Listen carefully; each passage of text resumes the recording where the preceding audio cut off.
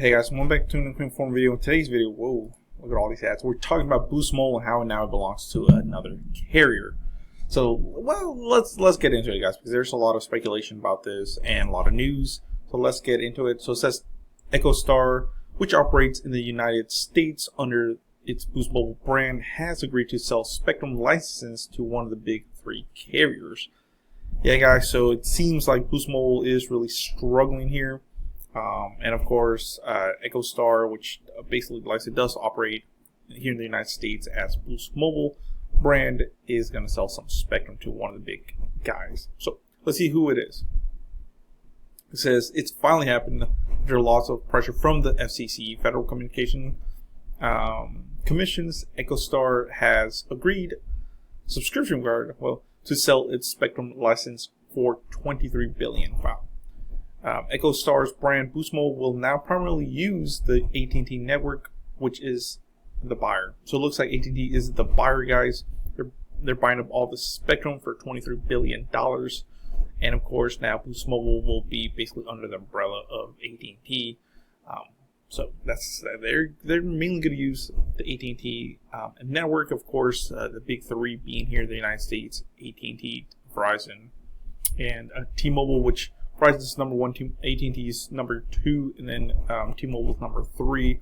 Of course, if you guys remember, Boost Mobile originally started with Sprint, then it went with T-Mobile using their network, and then kind of AT&T. But now it looks like their AT&T is buying Boost Mobile's Spectrum. So since the deal isn't going to be complete until sometime next year, but will very likely go through. EchoStar will continue to operate in the U.S. under Boost, but won't have nearly as much control anymore. Meanwhile, AT&T's network will see a jump in reliability coverage across the United States, which is good. So it looks like I said, there's a big trend with the big guys like there's Verizon buying, the TracFone brand. Of course, AT&T they have Cricket, and now it looks like Boost Mobile. Of course, T-Mobile has Metro, and a couple other, like Family Mobile, I think, had some there. But it says Boost Mobile users will still be able to access other networks, but AT&T will remain the default option in most places.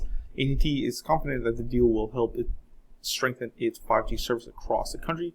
This is true, guys.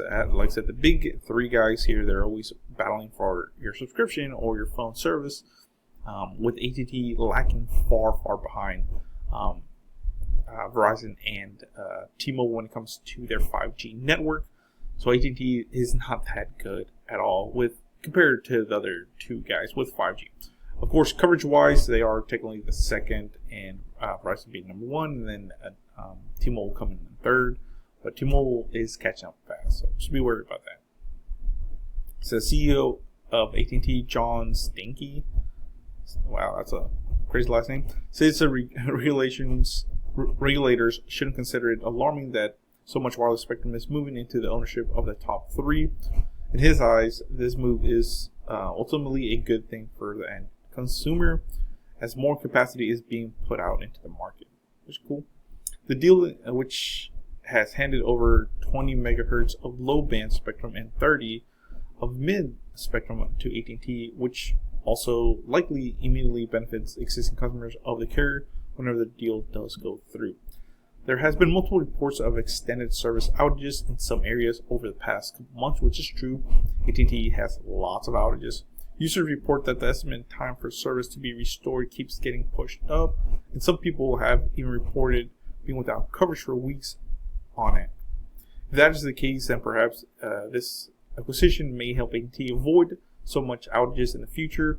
And like I said, guys, AT&T has been slacking. I honestly, mark my words, I wouldn't be surprised if T-Mobile doesn't pass AT&T. Going from three to second carrier in the United States, because AT&T really doesn't do much. Yeah, they have internet and they have phone and some TV with DirecTV, which actually they sold out or sold off. So I don't know. AT&T really has to do something. So maybe this is a good move for them buying Boost Mobile or Spectrum over there. It says, in a time when employees are painting a grim future for T-Mobile and customers are leaving Verizon, Such news should bring AT&T users some much needed hope for the future. Americans are fatigued by the big three pricing, and anything that could mean better, more affordable service for the average consumer is a ray of sunshine. Of course, I was talking about phones, but honestly, guys, I think, Boost Mobile is such an iconic brand. They were actually my first, I would say big, but I did have, my first ever cell phone was Alltel, but after that I switched to Boost Mobile and actually work for them. So this is a big thing, guys. Boost Mobile's been in the game for many years, 10 plus years at this point. So they've been through a lot of changes, and finally I guess they're going to with the big carriers, which AT&T does have amazing coverage.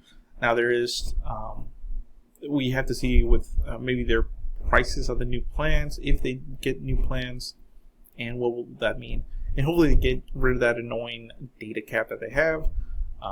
If they do that, honestly, it will bring better competition. And I'm sorry, I keep saying I hate that word. But they will bring better pricing and hopefully have better coverage. And like I said, Jesus, there we go again. And basically, what I'm trying to say is, get rid of that data cap. There you go. I'm tired. It's time to go to sleep.